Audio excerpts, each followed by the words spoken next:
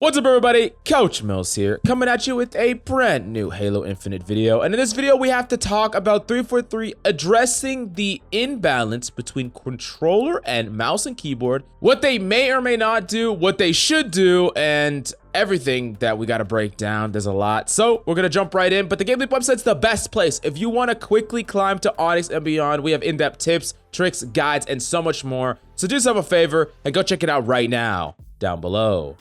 Now, I think I'm one of the few Halo creators that actually talk about this imbalance. For the most part, Halo creators are controller only. And in my younger years, while I primarily played on Xbox or Xbox 360, playing a lot of the old Halos, I did make the transition to mouse and keyboard. And as someone who became a good/competitive player that always strived to be in the top 1%, at least in the games I was playing, that was only done on mouse and keyboard.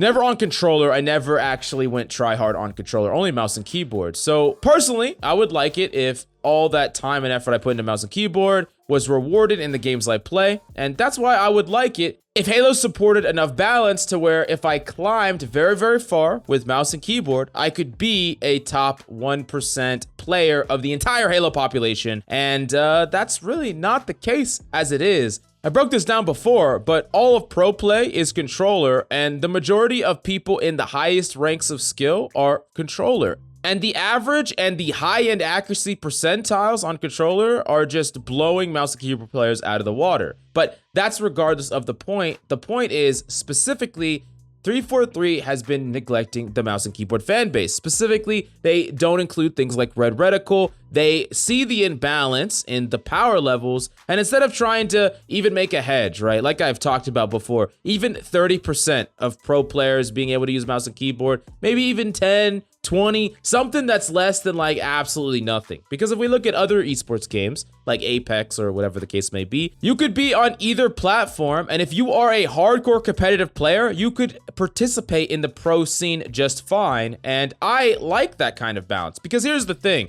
343 went through all of these hoops to put Halo Infinite on PC, right? The delays in the campaign co-op is directly being caused by the fact that they are having trouble coding it for PC. Specifically, next up, they have this entire cheating problem because they were not prepared for the rampant cheating going and putting Halo on PC, right? So you're gonna go through all of these freaking hoops to put the damn game on PC, right? You're doing all of this. You can't just ignore mouse and keyboard players saying, hey, we think this is a little bit unbalanced, and it shows in the numbers of decreasing harder than anything. Pretty much right now, I'm probably only speaking to controller console players because that's all who are left right now playing Halo Infinite. And if you're a controller console player, you might think this is a good thing. You might think this is a great thing, but I promise you it's not. You're just excluding an entire audience, and you only got hurt from it. Like, if this was the way that they were gonna approach it, make the game balance like this to the point where no mouse and keyboard player even wants to play the game,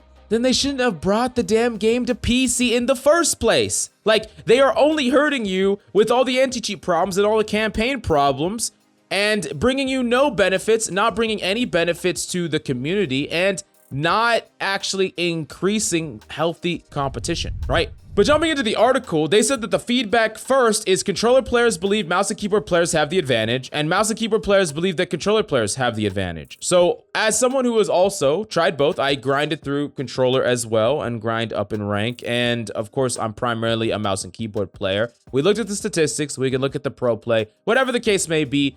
In Halo, because of the way that the firefights, the mid-range firefights play out, controller does have the advantage because the accuracy is much higher than even top tier mouse and keyboard players. And as controller skill goes up as well, the accuracy gets ridiculous. Like 60% is not even that far-fetched, where a mouse and keyboard player will never ever get that percentage. And if a mouse and keyboard player actually even wants to compete in the higher ranks of crossplay, a lot of it has to be abusing your movement, like pre-firing angles and things like that, just to get the hedge, because unless you get first shot on an enemy that is turning a corner, if they are a very good controller player, you are gonna lose. You're gonna lose that duel. You're gonna lose that 1v1 unless you have first shot on them. So that's why you do a lot of pre-firing angles and things like that, fishing for damage and whatever the case may be, because you're just not confident in your ability to win 1v1s consistently, even if your mechanical skill is in the top 1% of other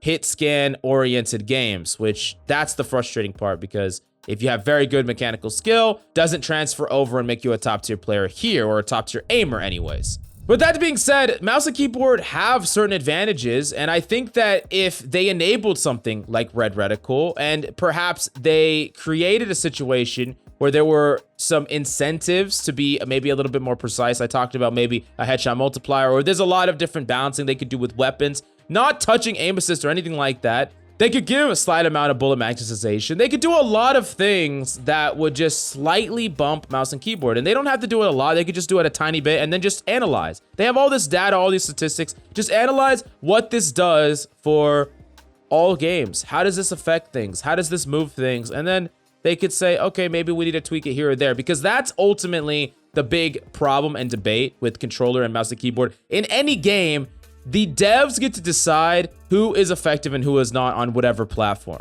right? And so far, 343 has chosen all controller, no mouse and keyboard, which I think makes sense based on the history. I've talked about it before, where controller needs to be dominant in Halo. It's a controller game. It's always been a controller game. They need to be dominant. It needs to be dominant for the pro play, and it honestly needs to be dominant for ranked play as well. But this is not just dominant. I mean, it's basically like just completely overwhelming. Any competitive player that wants to go pro in Halo, swap to controller. You cannot do it on mouse and keyboard. I don't care if you have 10,000 hours on mouse and keyboard, swap. That's the only way. That's the only way to compete. And I don't think that that's that good for the competitive community, because there's a huge amount of people that are very competitive minded for mouse and keyboard, and you want to make it appeal to that group of people with an esports oriented title that they could come in and maybe participate in. And I think it would be cool if we had mixed teams in pro esports for Halo, where it was like, imagine if 3 players were controller and 1 was mouse and keyboard,